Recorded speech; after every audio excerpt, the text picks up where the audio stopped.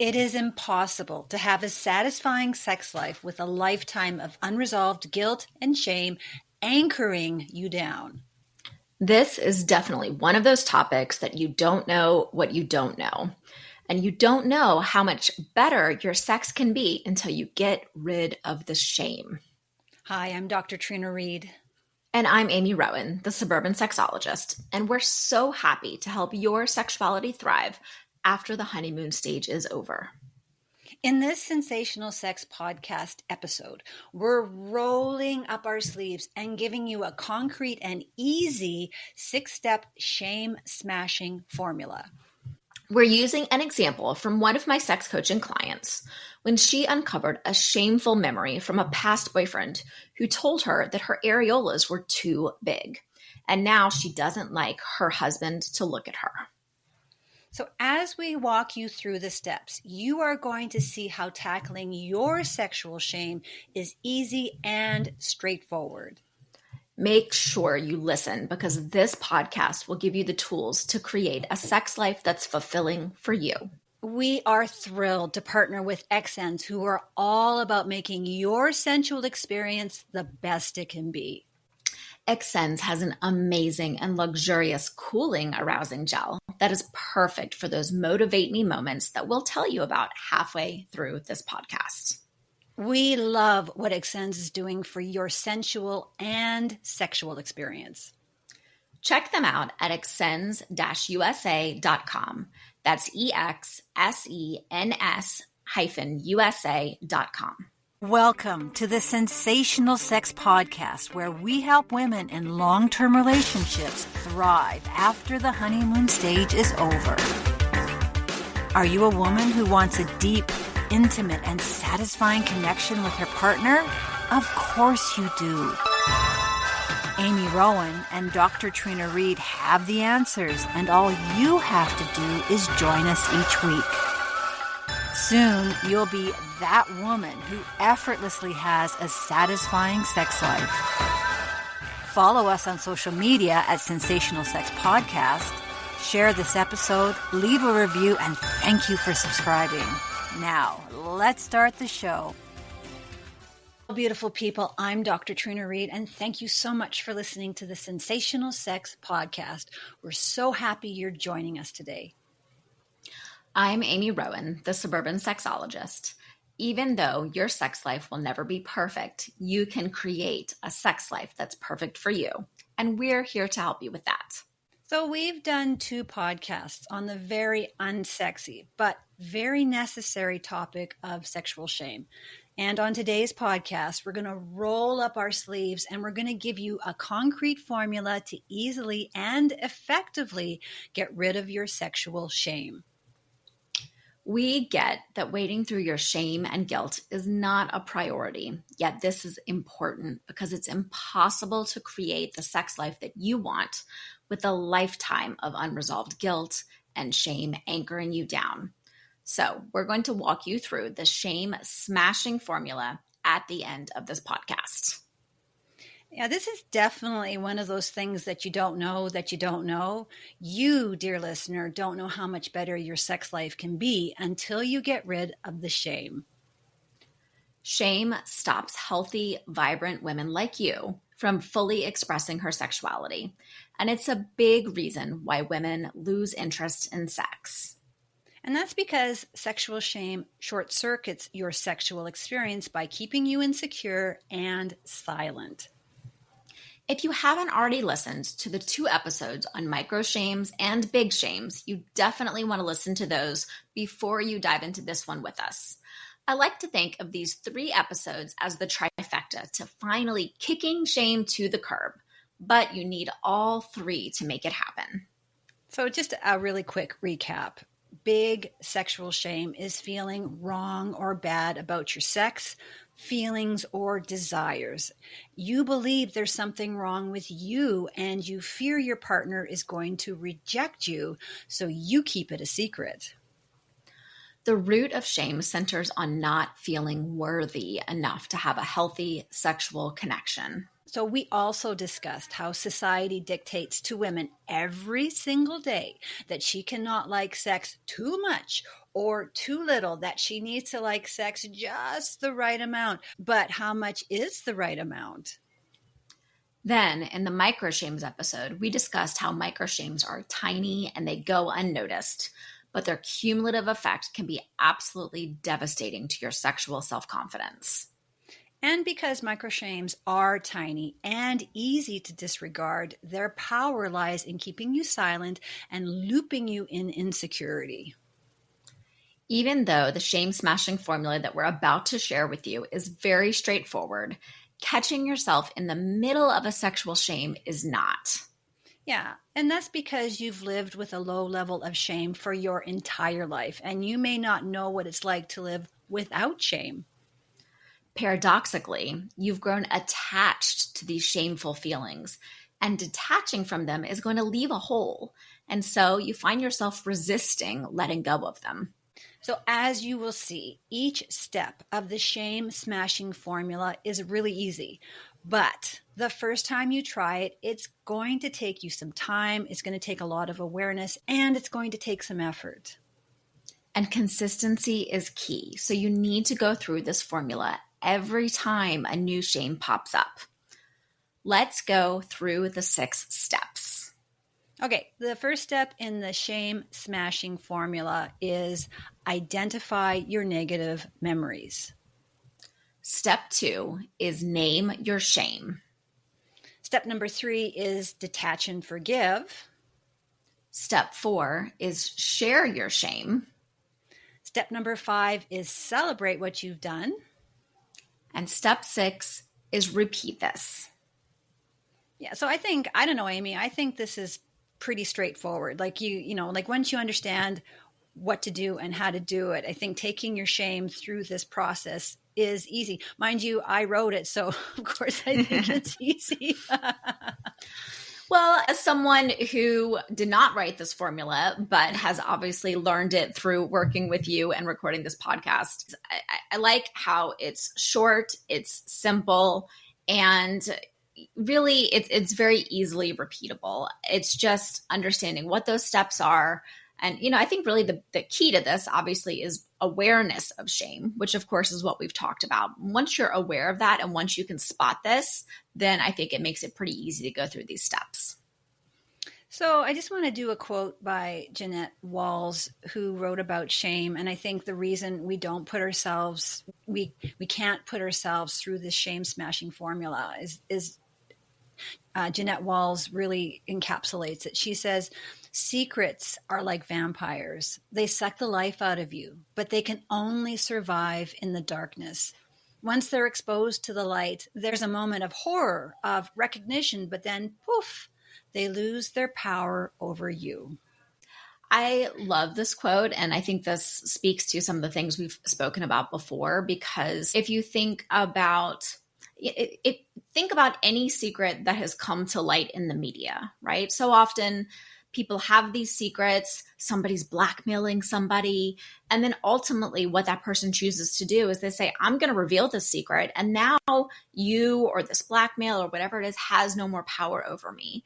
And when secrets are hidden deep in the darkness, then that is where this shame and this guilt can thrive. And so I love this quote because it's just saying the best way to overcome shame and guilt is to bring these secrets to light. And I think that involves, along with the shame smashing formula, it's bringing it to light in your own mind. And then it's also verbalizing it and saying it aloud to somebody else, and whether that's your partner or a therapist or a best friend. But as long as you're bringing it to light to somebody who is going to love you and be supportive of you in that moment, then poof, it's just going to disappear. The whole point of this podcast is to give everybody listening permission to say it's okay to bring out your shameful thoughts. And in fact, in the Sensational Sex Podcast community, we're a safe space for you to share your shameful thoughts. And I always find that when somebody is brave enough to share their shameful thought, it's like a domino effect where other women are like, oh my gosh, I feel that too. And not only that, but I also feel this way. And suddenly we're opening up and, I think that's where the power lies is when you feel safe to explain what's going on with you, and other people are saying, you know what, I get it. And it's not that bad. Yeah, I agree. I think that everyone has this idea in their mind of the sex that everyone else is having, right? They're having more sex, they're having better sex, they're having longer sex, they're having more pleasurable sex, they're having kinkier sex, they're having all of these different things. And then looking at your own desires, your own sex life, your own wants, or maybe you were raised thinking that, sex should always just be vanilla, missionary, 1, 2, 3, roll over and go to bed, and you want to be tied up in some handcuffs or something like that. And that's bringing you a lot of shame because only weird, freaky people do that, right? And once you bring this to light, once you are able to speak about it and recognize that there's such a beautiful, wide variety of sexual expression between consenting adults. And as long as everyone's participating in an enthusiastic consent way, then the door is wide open and there's a lot of fun to be had. And the other thing I find interesting is when one person from a couple says, I really want to try S&M, but I'm too afraid to tell my partner and I'm too ashamed to admit that I'm into this stuff. And it turns out all along that the partner wants to try it too. And both of them are just too scared and ashamed to admit this to the other partner. And then, when somebody says, I'm into this, they're like, holy smokes, we've spent how many years denying this because we've been so ashamed to admit it to each other when we're actually both into it. Anyways, I think, Amy, it's time to take a sponsorship break. We'll take a 1-minute make happy sex memories with an Extends Motivate Me moment. Because the best couple moments are when you're looking at each other with knowing smiles over your morning coffee.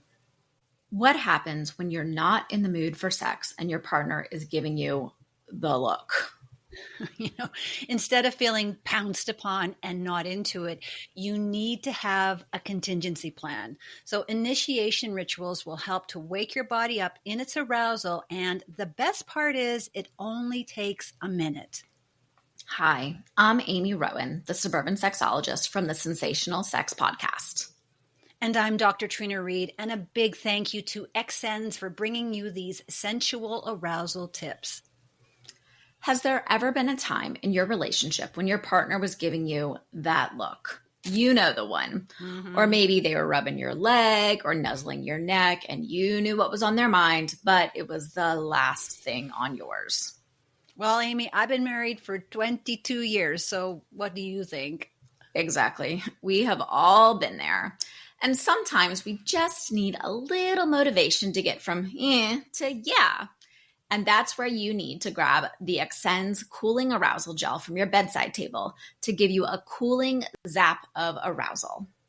Now, you might be asking if arousal gel actually works. And I'm an academic, so I want to know if it actually works too. So in one study, which included 500 sexually active heterosexual women between the ages of 18 and 59, 79% of respondents noted that the arousal product met or exceeded expectations. 78% of respondents reported increased sensitivity in their genital area, and of these, over 90% believed that the gel made their intimate experience even better. And most agreed that the gel enhanced arousal, orgasmic intensity, pleasure, and satisfaction during their sexual activity. The best part, it's super easy to use. Apply a small drop to your clitoris, penis, nipples, or anywhere that cooling is desired to discover intense and explosive sensations. And here's my pro tip. Cooling arousal gels are super strong. So just use one little drop to start. You can always add more. And the best thing is there are up to 100 applications per bottle. This is best to apply yourself because partners can sometimes get carried away in the heat of the moment and they might think it's a lubricant. So keep this on your side of the bedside table. So there are 3 body-safe and flavored arousal gels to choose from. There's raspberry mint, hot vanilla espresso, and the award-winning ginger lychee. And best of all, it's body safe, vegan, paraben free, condom friendly, and there are no petroleum based ingredients. That's amazing. So, and it gets even better. So go right this second before something in your busy life gets you distracted to the XN's website. That's xns-usa.com and use the coupon code sensational and you will get 20% off. Are you curious to see what a cooling sensation can do for your sensual and sexual satisfaction? Of course you are. So make sure to have this discreet bottle of XN's arousal gel in your bedside table and find out how it changes your sexual experience. Okay, Amy, we're back and we're going to talk about something that brings up a ton of sexual shame for people, and that is paying for sex. Here's our sex IQ question of the day. What age group of women are most likely to pay for sex? Is it A, under 30, B, 30 to 44, or C, 45 plus? So the answer is B. The average age is between 30 and 44. So 2016 YouGov national survey of 1,000 American adults aged 18 plus were asked, have you ever paid someone else for sex? Men said yes at 12% compared to 1% of women. People under the age of 30 were the least likely to have purchased sex. Just 1% had done so. By contrast, 11% of the 30 to 44 age group and 7% of the 45 plus age group had done so. Yeah, I think it's really interesting that the people who are paying for sex are between the ages of 30 and 44. You know, maybe it's because of their sexual circumstances or so I just remember when I was going to graduate school, I knew a number of graduate students who were getting their PhD, who were funding their education by being a sex worker. And I just thought they were so clever. You know, they had their regular clients, they were making really good money, and they weren't ashamed about what they were doing. So there was this, for me, it was just such a stark contrast between how the media portrays paying for sex and actual people who are doing it as a living professionally feel about it. And I know that there's a lot of sex trafficking. I know that there's a dark side to this, but I don't think the media wants us to see the other side where women are emancipated, they're getting a good, making good money from having lots of sex. God forbid that happen. I know, right?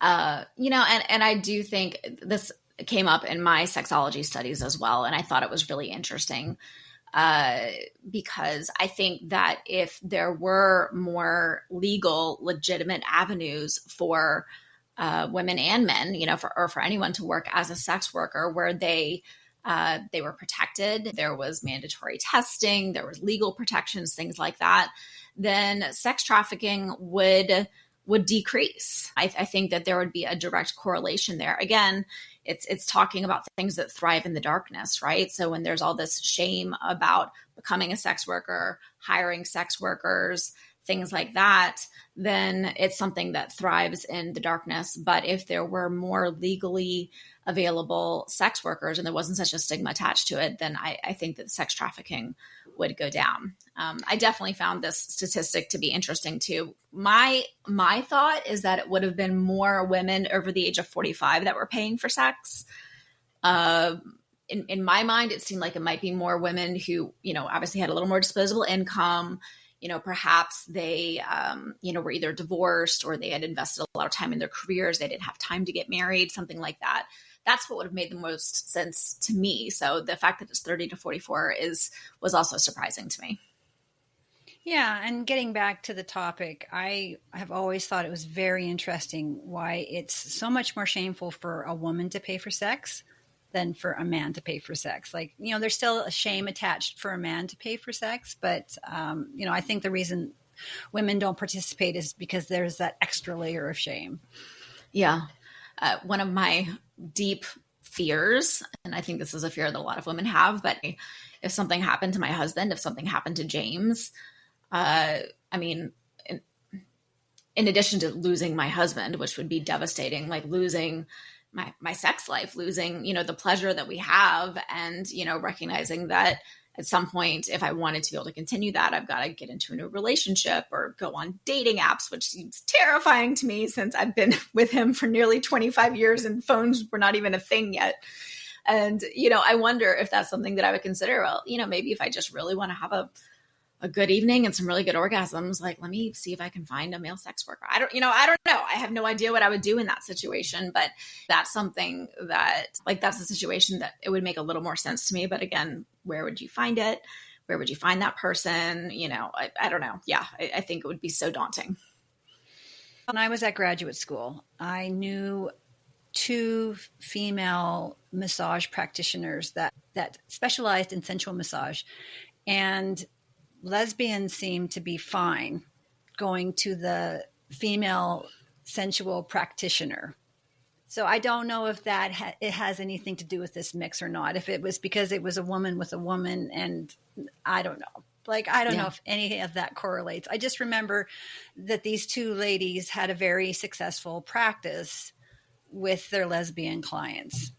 And, at the end of it, they would, be given a happy ending. So, that was great. And they got paid for it. So, yay for them. Yeah. Well, I also feel like there's probably a safety aspect to it. Like a lesbian going to a woman practitioner, I think she's probably going to feel more comfortable and more safe than if it was a heterosexual woman going to a male practitioner. Or a heterosexual woman going to have a female give her sensual pleasure. I don't know if that line was blurred. Anyways, I just thought that was interesting that section of women were happy to pay for their pleasure to be met. Yeah.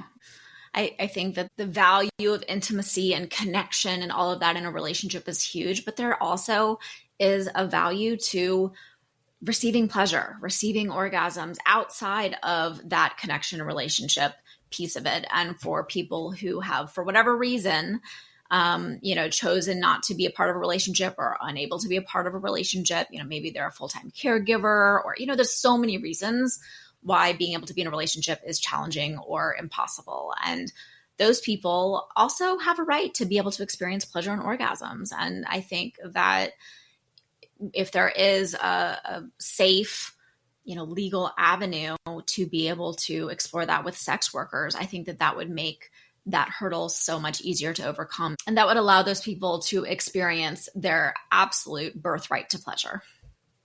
Absolutely. Well said. Right. All right. So this is the part of the podcast where we're going to put on our sexologist hats.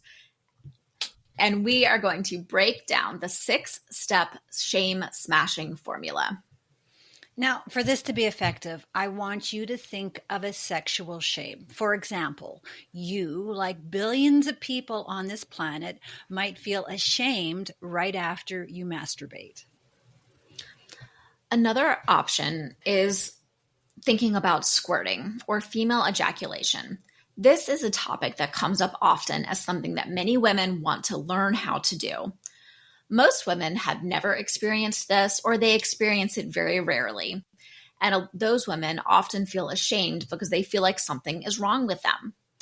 However, there are some women who, when they ejaculate, they express so much fluid that they find that to be embarrassing and they want it to stop or happen less. This is another example of how we just can't seem to get it right. We feel shame if we're too little. We feel shame if we're too much. There doesn't seem to be a good middle ground here. No, you'll never win. You'll always feel ashamed. So yes. I don't know. So let's get into the details. So step number 1 is identify a negative memory. As we said, identifying your sexual shame is going to be the hardest part of this process. So here's a few ideas for you to help find the right memory to start this process with. You can review your notes from the Uncovering Your Sex History episode, and you can find those strong memories that maybe made you feel a little squeamish or maybe anxious. Or you can grab your notes from Jane's case study in the Sexual Choices episode. Go through and reread your notes and highlight those moments where you felt shame, guilt, embarrassment, resentment, or anger. Then take each separate memory and work through this 6-step process. Writing down all of your shameful memories in one sitting is virtually impossible, but you must work your way up to mining those especially dark, deeply buried emotions. And the thing is, once you work through the surface memories, you're going to be capable and ready to tackle the more complicated emotions. I think it's ingrained in us, like as a human, species, to avoid and deny these shameful memories. It's a coping mechanism. And so it's something happens and you just kind of box it away and you just hide it, kind of put it in the back of your mind, and just kind of tamp that down. What I wonder is what that does to our ability to be sexual. Yeah, I have family members where something terrible happened, not sexual, but just like something terrible happened. And years later, I'm recounting it and they have no memory of it and I was like, how could you not remember that? Like, and I feel like maybe they're just so ashamed about what happened that it's just gone from their memory. So I just feel like it's amazing how our brains cope with all these things that are happening to us. There's so many studies that have come out, and I have some friends who've also had similar things where they had something that had happened and it was locked deep away, and then it kind of came out at a 20, 30 years later in a very unexpected time. And yeah, I think our brain does this. It compartmentalizes to protect us. It's a protective mechanism, and it's pretty miraculous. And I think it's miraculous the way that our brain is able to do that for us. Yeah. Here's an example of a shameful sex memory that I have that we might be able to run through this process. I was an older teen and in my first sexual relationship, and I remember that he tried to go down on me for the first time. And he stopped because there was a lot of hair that got in his mouth. And he came up. Oh my goodness. I know. And he was like, oh, he came up and he was like, and I mean, I never had, I'm not laughing at you. I know, but this is like hyperventilating. It was horrifying though, right? It was completely horrifying because of course I'd never had someone, go down on me before. I had never really paid attention to my pubic hair. At that point, I don't think that I was shaving. I started shaving very quickly after that. But, and he was just like, ooh, there's too much hair. Like, I don't want to do that. And he never did it ever again. Oh boy. And I, as a probably 18-year-old or something, internalized that, my vagina, my vulva was gross. It was hairy. No one's going to want to, go down on me, that I was unclean. There's all these things that got internalized in that moment. And I'm surprised that you are still having sex, like after that. I'm like, it would be like, okay, I'm done. Like I'm done with this and I'm good. So thanks. Yeah. Well, and he, on one hand, I can look and be like, how dare he, say that and make me feel that way. But the other side of it is like, he was also an 18-year-old kid, like doing something for the first time. And for him, he did not like that. We didn't stay in a relationship. So, who knows if that would have evolved later on. I'm not really sure. But it was that learning process. But, of course, that made me feel kind of disgusted with my body. So, yeah. Well, so step number 2 is to name your shame, Amy. So I want you to identify what you're feeling. So at the time, I know that you've probably gotten over this. Thank goodness that you've gotten over this. But I want you to identify what you were feeling at the time. Was it embarrassed, shameful, guilty, resentful, angry, or all of the above? I definitely felt very embarrassed. I felt stupid because I didn't know that I should have shaved. It never occurred to me. I I think I felt guilty because I had asked him to do that and it didn't work out, that I'd ruined, now all of a sudden we weren't being able to do what we wanted to do. So I don't think I felt angry in the moment. Like later on down the line, looking back on that, I think I did feel anger at him, though I can move past that. So yeah, I would say pretty much all of the above. Yeah. Gosh. I have another great example. One of my sex coaching clients, we uncovered that a past boyfriend had told her that her areolas were too big. And the areolas are darker colored areas of the skin that surround the nipple of the breast.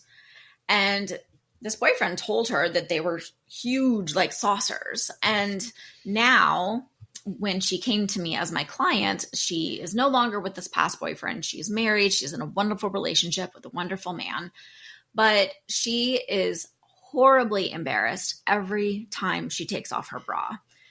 And she feels a lot of anger at this past boyfriend who said that to her. She feels a lot of guilt because her husband loves her breasts. He loves them. He loves to play with them. He loves to do all kinds of things. But she hates it when he looks at her or when he tries to touch her there. And she also feels a lot of anxiety every time her partner tries to play with her breasts. And so do you see, this is how all of this is rooted in that original shame from that old ex-boyfriend. I wonder if these were I wonder if these were two of the same guys, like if they were the same guy. Yeah, I wonder. Yeah. Did we date the same guy? Yeah. Bad joke. I think both of these are amazing examples because it's so much easier to see shame in other people than it is to see it in ourselves. So thank you, Amy, for sharing those really great examples. While you are identifying what you feel, you might experience some resistance and you might want to stop because it feels uncomfortable and you don't like feeling these emotions. So the point of naming your shame is allow yourself to feel your negative emotions, and it's not going to feel good. As we've already discussed, we've taught ourselves to ignore or numb our negative emotions, which is a big reason why they are never going to go away. If you find yourself feeling overwhelmed as you're going through this process because these negative emotions are coming up, they don't feel good, your natural inclination is to try to just put them away again because that's, again, our brain protecting ourselves. Tell yourself, I can manage this, and at the first opportunity, I promise to take care of what's wrong. However, if a negative emotion does stay stuck, break down the memory to understand why it's looping inside your head and not going away. The stickier the memory, the stronger the negative emotions hold has over you. Ask yourself why. The answer might not present itself immediately, but eventually your subconscious is going to give you an answer. And here's a good tip. Watch if you start defaulting into believing that you're the only one working on your relationship, because that's a common sabotaging trigger. An exercise that I do with my clients, I think we talked about this in a previous episode too, is we have a yes spot and a no spot in our body. And the no spot is also sometimes where we're going to feel shame. So for some people, it's going to be like a tightening in your stomach or maybe a tightening in your throat. And your body is going to tell you what you're feeling. So have you observed that? Oh, for sure. I have learned over many years. It took me many years to figure this one out, but I feel shame in my chest. So like there's a spot right here that when it starts to, I don't know if you know that feeling, but when I get that feeling, it's like, oh, hello, shame. You're here. You're here for a visit. Okay, got it. And honed in on this. And my body, so the thing is, my body is the first thing to tell me what I'm feeling. And when I pay attention, I'm on top of it. And it's really a powerful feeling. Yeah.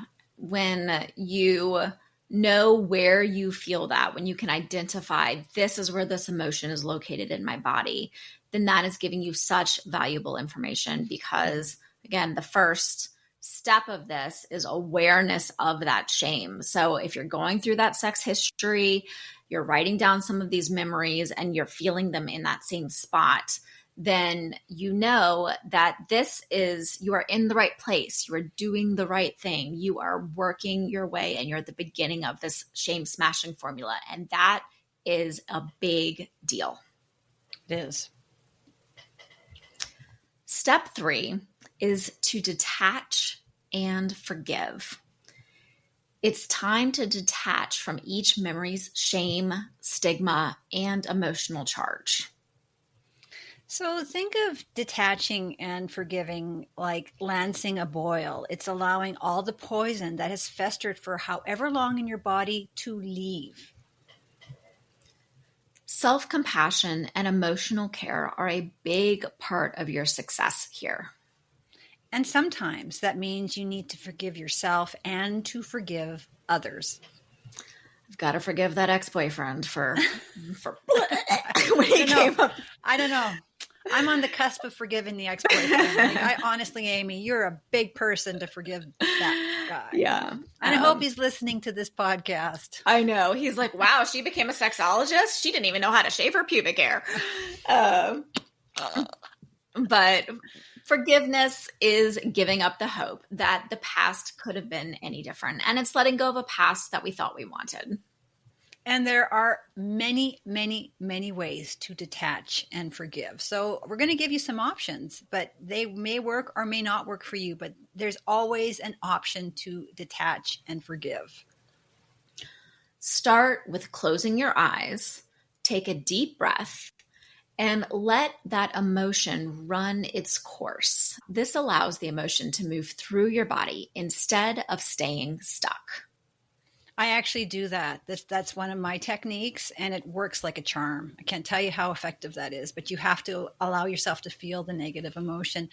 Another thing you can do is use the wonderful Hawaiian forgiveness prayer. It's actually a meditation mantra, and it goes, I forgive you, thank you, I'm sorry, I love you. I forgive you, thank you, I'm sorry, I love you. That's so powerful. Yeah, I think it covers all the bases. Like you're forgiving, you're detaching, you're moving on with your life, and it's so easy to say. You can just say it over and over, and suddenly you're doing all 4 things. Yeah. This also goes into the use of affirmations and mantras to, again, overcome negative emotions, to overcome the different things that we're telling ourselves. For telling ourselves, my vulva is ugly because I never shaved it, or my areolas are big and ugly and no one's ever going to love them. Rather, turning that around and using, this, I forgive you, thank you, I'm sorry, I love you. I think this would be a really powerful thing to do in the mirror as well. Absolutely. Or another strategy you can use is tell yourself that you're Teflon, not tape. You can intentionally cultivate kindness and compassion by saying, may you be happy, may you be healthy, may you live your life with ease. As you can see, there are a lot of different ways to do this, but the bottom line is that the only way to get through this shame is to forgive yourself and forgive others. Amy, from this list of things that you can do to detach and forgive, which one would you use on the pubic hating boyfriend that you had? I think the closing my eyes and allowing that emotion to run its course is a very valuable one. I remember reading someplace that, we feel emotions can feel very big, but we actually only experience like the full strength of an emotion for no longer than 90 seconds. And so, allowing that shame, that anger to kind of move through and move past, I think would be the most valuable for me. Of course, now here at age 46, I can look back and say, we were two 18-year-old kids, adults technically, I suppose, who were just figuring things out, and I hope that he has moved past, that, but maybe he hasn't, I don't really know, but I know that I've moved past that. And I know that I've learned better personal grooming for myself. And I also have a partner that really doesn't care that much about that kind of thing. So, but I think the right partner for you. That's right. Absolutely. So moving on to step number 4, which is to share your shame. Opening up and telling someone what you're ashamed of is your most powerful tool for stopping shame dead in its tracks. Shame thrives in the darkness. It does. So you need to start with a small shame and tell someone that you feel safe with what you've experienced and how you feel. Yes. Opening up about the things that we feel ashamed about can be challenging, but that is also the point. To no longer let the shame silence you. My client with the beautiful areolas finally shared with her husband the root of why she didn't like him playing with her breasts. And he was flabbergasted. He told her how gorgeous and sexy he found them to be. And with that one small but huge admission, she was able to truly allow herself to believe this and replace that old memory with this new one. And you know what? I would bet my mortgage on my house that when she opened up about her shame and then got rid of it, the next time her husband touched her breast, it was a completely different sensation, like a brand new sexual experience. So sharing allowed her to lean into the pleasure that her partner was giving to her. Plus, the other thing that you might not even realize with this is the person that you're telling might be feeling a similar shame. And by sharing, you're helping them to feel less isolated.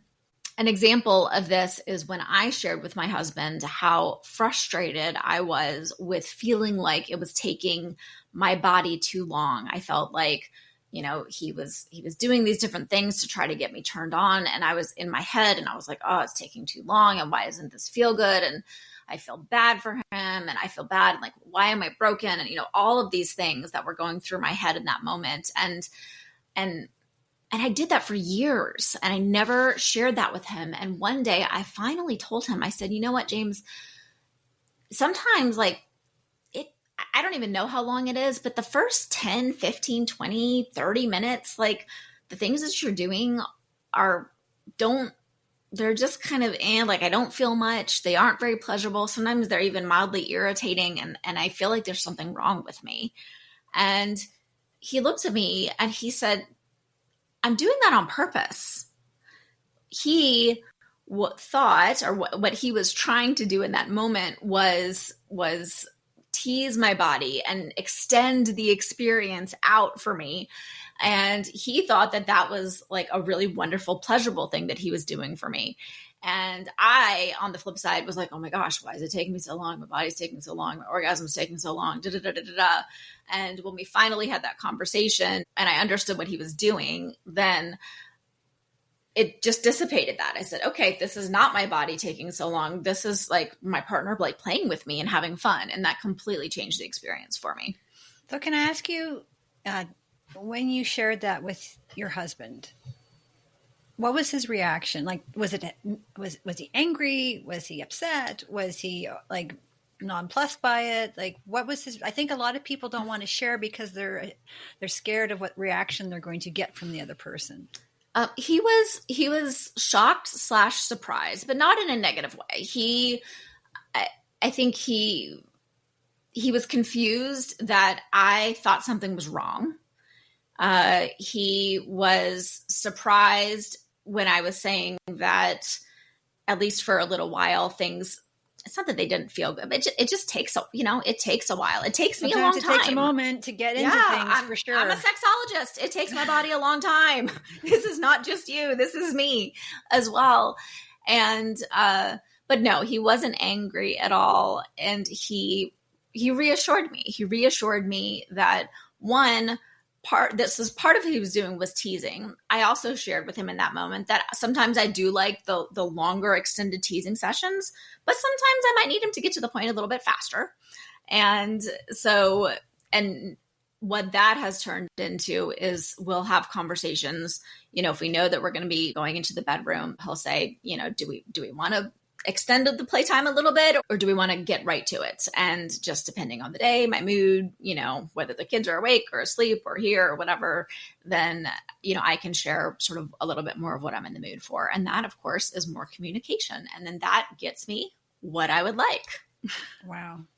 And just to your point, Amy, step number 5 is to celebrate. And I want you to celebrate what you just did with your husband, which is communicate your sexual needs, which is like the whole point of this entire podcast, is being able to explain to your partner what you need, and your partner saying, oh, okay, well, good. Then let's just do it that way. It can be that easy. And just thrilled that you gave this example, because this is exactly where we want every single listener to get to.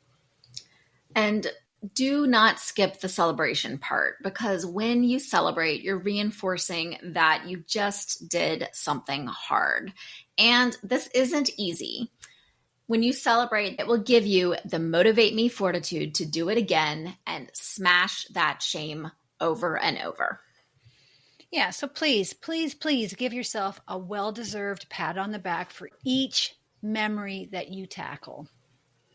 Pause and reflect on how you just took one step closer to controlling your sexual destiny instead of letting shame be in control. It's a huge deal, and it took an immense amount of courage. Celebration is a big part of what I do as a sex and intimacy coach. Feeling affirmed and validated feels so good. And since we don't have a team of cheerleaders following us around, cheering you on as you successfully plan the summer camp schedule, it's important for you to be your own cheerleader. And we would love to celebrate with you too. So feel free to email us so we can celebrate. sensationalsexpodcast@gmail.com. Step 6 is repeat this process. You're going to return to step 1 and work through the next shame on your list. And when you've written down multiple shames, look for any emerging themes or trends. Warning, new sexual shames are going to pop up unexpectedly and at the most inconvenient times. This is a good sign, and it means you're ready to take it on. So welcome the negative emotion with open arms. And each time you go through the shame smashing formula, it's going to become easier to identify the shame and work through it quickly. Mm-hmm.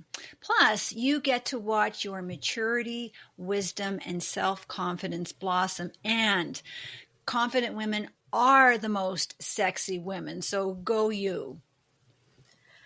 I think as you go through this, the first one is going to be the hardest. The second one hopefully will be a little bit easier. The third one will be a little bit easier. I feel like as you go down the list, some of the shames might be bigger and deeper ones, but the more you practice this, it's going to give you that motivation to keep repeating this. But I've been doing this for years, and I just find now that when I'm feeling that chest thing here or something just seems out of place, and I'm like, what is this?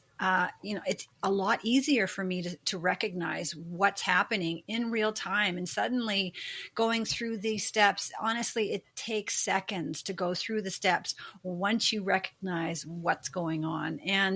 But it does take time to bring your awareness up to that level where you're listening to your body and you're listening to your sixth sense. It does take some time, but once you're there, it's so simple. It really is. The best time to confront your shame was yesterday, but today will do perfectly fine. Do not wait a second longer. You have the power to walk away from those memories that hold your sexuality down. So what are you waiting for? Want to take it to the next level?